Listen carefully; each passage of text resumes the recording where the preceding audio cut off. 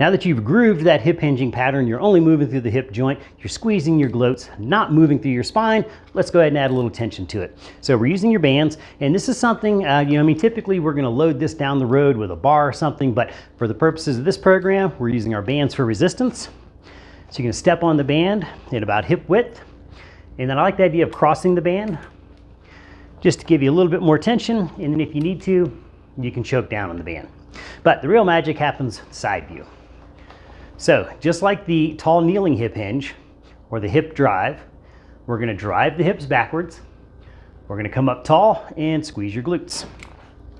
Now, one of the easy ways to hip hinge properly is to take all 10 toes and pull them up off of the floor and keep them off of the floor. That's gonna encourage a proper backward hinging pattern because you're not gonna be able to get forward onto the toes.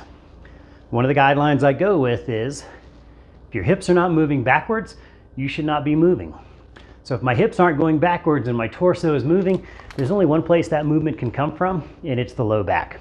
So make sure you're hinging from the hips, get a good glute squeeze at the top. When we're talking about range of motion, once your hands get down to about knee height, that's as far as you need to go. Definitely not any further than that little bump below your kneecap, the tibial tuberosity there.